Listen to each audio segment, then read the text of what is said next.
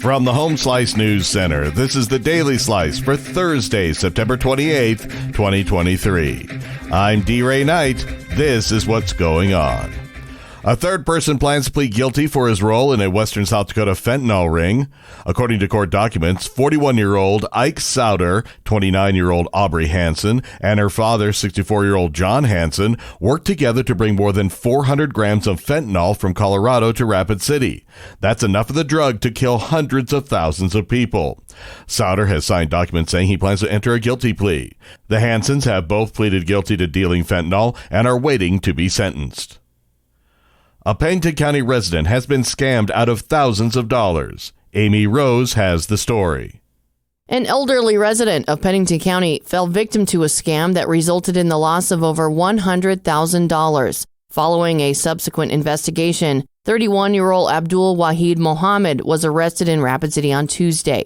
Mohammed had posed as a member of law enforcement and demanded money in exchange for the resolution of false warrants. He was caught and charged with grand theft, theft by deception, conspiracy to commit grand theft, aiding and abetting or advising grand theft, and abuse of an elderly adult. Mohammed is not a resident of South Dakota, and law enforcement is still working to determine his actual residence.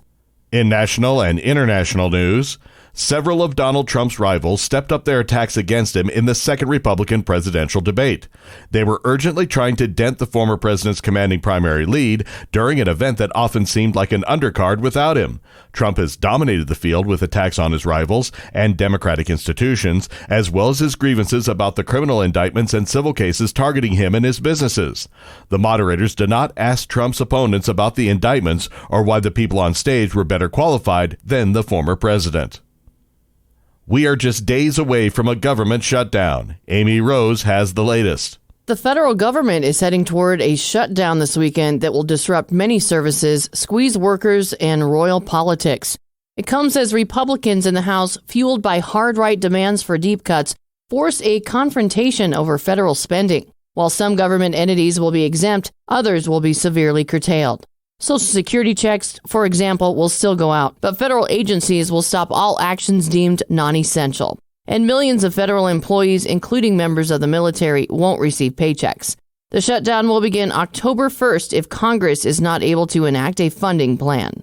The American soldier who sprinted into North Korea across a heavily fortified border between the Koreas more than 2 months ago has arrived back in the U.S. The White House said yesterday that Private Travis King's return was organized with the help of Sweden and China. North Korea said it would expel King earlier the same day. King appeared to walk off a plane in San Antonio, Texas, early on Thursday. King ran into the North while on a civilian tour of a border village on July 18th.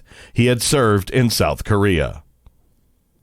Your weather forecast from the Home Slice Weather Center. Sunny today with a high of 71. Tonight, a chance of showers and 52.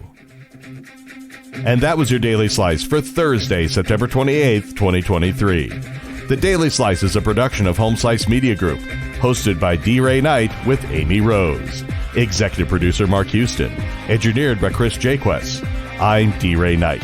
Have a great day.